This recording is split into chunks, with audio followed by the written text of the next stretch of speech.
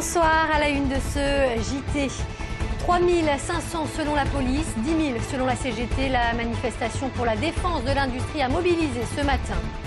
Le procès du crash du Mont Cordon s'est ouvert aujourd'hui à Bourg-en-Bresse. Sur le banc des accusés, la société d'hélicoptères Azur, basée à Bron. Et puis la communauté juive sous surveillance après le coup de filet dans les milieux salafistes. Nous en parlerons à la fin de ce journal avec Jean-Marc Roffa et le président de la LICRA, Alain Jakubovic.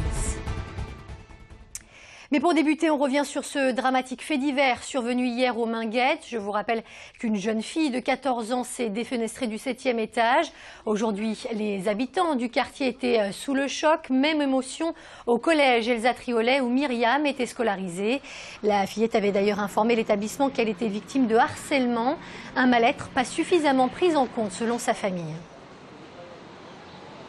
On demande à l'enfant de faire des choses ou de lui dire voilà, tu es dans notre groupe sinon on te casse la gueule, ou alors t'es moche, ou alors attends, on va t'attendre à la sortie, et qu'on soit obligé d'aller la chercher en tant qu'adulte.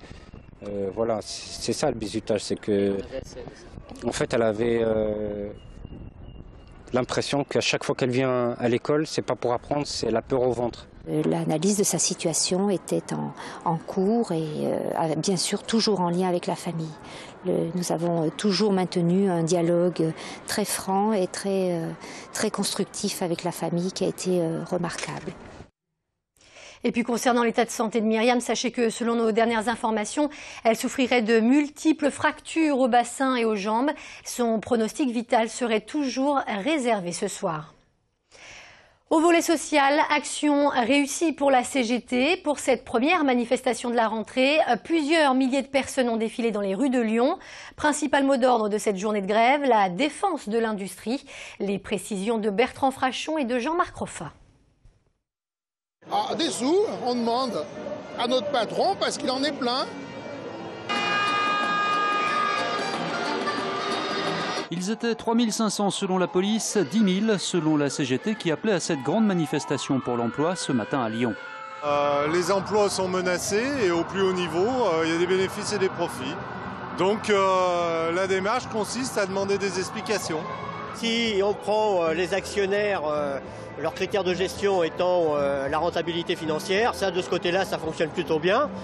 Par contre, en ce qui concerne les investissements qui sont l'avenir de l'industrie, investissement dans la recherche, investissement matériel, là c'est nettement moins bien. Cette manifestation s'inscrivait dans le cadre d'un mot d'ordre national et même européen. À Lyon, la CGT, principale organisatrice, avait affrété une quarantaine de cars. Parmi les manifestants, des employés de nombreuses entreprises régionales, dont Renault Trucks.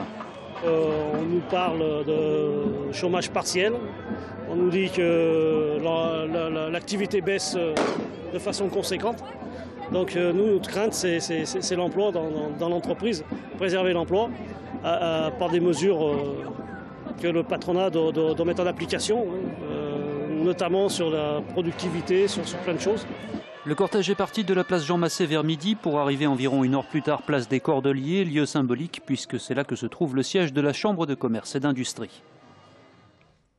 Justice, il appelait ces baptêmes de l'air des vols à sensation et hélas pour ces derniers passagers, ce vol a viré au drame. Le procès du crash du Mont Cordon a débuté ce matin à Bourg-en-Bresse. Sur le banc des accusés, non pas le pilote décédé lors de l'accident, mais le directeur de la société d'hélicoptères basée à Bron, Emmanuel Lebon. À qui la faute? C'est la question essentielle de ce procès. Sur le banc des accusés, le directeur de la société Azur Hélicoptères, qui possède un site à Bron. Ce matin, des vidéos de son employé, 23 ans, décédé lui aussi dans l'accident, ont été diffusées. On y voit le jeune pilote effectuer des manœuvres insensées, et cela avec des passagers à bord. Un laxisme pointé du doigt par la partie civile.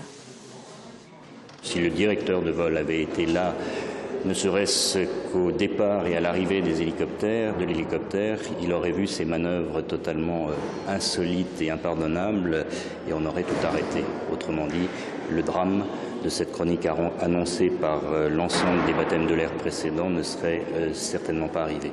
Bilan de cette effroyable succession d'erreurs, 7 morts, 6 employés du parc Walibi qui étaient montés à bord de l'hélicoptère à l'occasion de l'anniversaire de l'établissement. Et le pilote Anthony Morin, dont la famille est aujourd'hui partie civile. C'est vrai qu'on est responsable, c'est vrai que cet accident est plus que tragique. Mais il n'en demeure pas moins qu'Anthony reste une victime. Parce que si tout cela s'est passé dans ces conditions, si on en est arrivé à cet accident fatal, c'est bien parce qu'il y a un problème d'organisation dans cette société. Le procès devrait se tenir jusqu'à mercredi.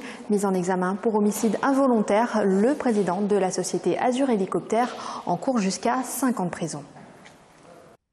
Un mot concernant Bruno Gollnisch, il vient d'annoncer qu'il n'enseignerait plus. Le conseiller régional Front National met donc un terme à sa carrière de professeur de japonais et de commerce international à l'université Lyon 3 où il exerçait depuis 31 ans. Il dit vouloir se consacrer à ses mandats politiques. Je vous rappelle que Bruno Gollnisch avait repris ses cours en septembre 2011 après avoir été suspendu en 2005 pour avoir tenu des propos jugés révisionnistes.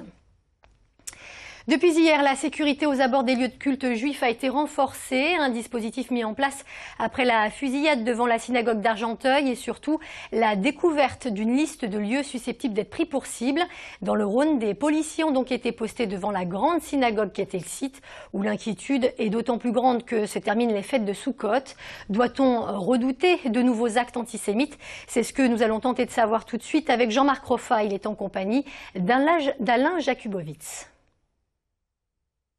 C'est vrai qu'après cette vague d'interpellations, on est en droit de se poser une question. Est-ce que la communauté juive, notamment celle de Lyon et de Villeurbanne, est-elle menacée réellement? Alors c'est la question que je vous pose, maître.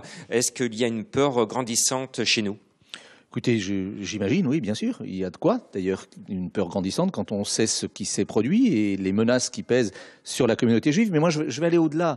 Je pense que ce n'est pas la communauté juive qui doit se sentir menacée, c'est la communauté nationale, à plusieurs niveaux. D'abord, lorsque des actes terroristes frappent, ils frappent aveuglément. Et il ne choisit pas en fonction de la couleur de la peau, de la religion ou de la nationalité. L'autre crainte, c'est qu'aujourd'hui, certains se revendiquent de Mohamed Merah, qui devient tout d'un coup martyr. Alors, comment vous analysez cette montée en puissance de possibles violences? Écoutez, malheureusement, c'est un phénomène tout à fait nouveau. Jusqu'alors, lorsque des actes d'une telle violence étaient perpétrés sur le territoire national, il y avait une espèce de paix des braves, il y avait un consensus national pour dénoncer la violence et puis tout le monde était en phase.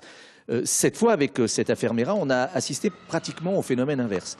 La violence a suscité la violence. On a vu d'ailleurs, y compris dans notre ville, immédiatement après l'affaire Merah, des agressions à caractère antisémite, parfois très violentes, comme celle qui s'est produite à Villeurbanne, où 3 jeunes juifs ont été frappés à coups de marteau, alors que, normalement, on aurait dû être tous ensemble face à ces actes de violence. Et puis on a vu dans nos établissements scolaires la réaction d'un certain nombre d'élèves, de collégiens, de lycéens, et parfois même de façon marginale d'enseignants, qui effectivement sont très peu nombreux, mais qui ont victimisé l'assassin et non pas les victimes.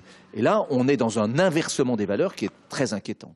Avez-vous peur de revivre le passé, notamment à Villeurbanne, avec l'attentat? Rappelez-nous un petit peu ce qui s'était passé à l'époque. Oui, je crois que notre région, notre ville, notre agglomération doit se souvenir que le premier attentat contre une école a été perpétré à Villeurbanne. C'était l'affaire Kelkal à l'époque, une bombe qui a explosé devant l'école juive de Villeurbanne. Donc nécessairement, tout ça rappelle de très mauvais souvenirs, un climat qui est un climat effroyable, avec des données nouvelles. C'est que depuis Kelkal d'ailleurs, c'était la première fois que le terroriste était un de nos enfants. Kelkal, Merah sont des enfants de la République. Ils sont de nationalité française, ils sont allés à l'école de la République. Là, ce ne sont plus des terroristes qui arrivent de pays étrangers. Et le danger est chez nous. Et je crois que cela mérite une réflexion et sûrement une réaction. Alors justement, pour rassurer la communauté juive, des renforts de police et de surveillance sont d'ores et déjà autour de la synagogue de Lyon et bien entendu autour des écoles.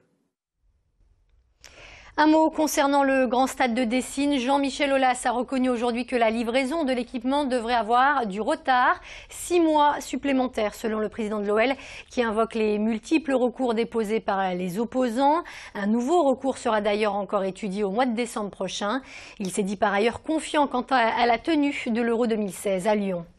Jean-Michel Aulas qui heureusement peut compter sur son équipe féminine pour lui remonter le moral puisque cet après-midi, le club a signé un contrat de partenariat avec le groupe d'assurance lyonnais April. Montant de ce contrat, 1,5 million d'euros sur 3 ans. Le nom du groupe apparaîtra donc sur le maillot des filles lors des matchs de Ligue des Champions et de grandes rencontres de championnat. Pour le patron d'April, Bruno Rousset, cette association est avant tout un choix qui repose sur des valeurs communes. Des valeurs de simplicité, d'engagement, de confiance et également d'empathie, puisque les valeurs féminines dominantes pour moi, c'est l'empathie, la compassion, la capacité à se mettre à la place des autres, donc une certaine forme d'altruisme. Et c'est la fin de ce JT. Merci de nous avoir suivis. Rendez-vous demain à midi en direct pour un nouveau point sur l'information. En attendant, passez une excellente soirée sur TLM.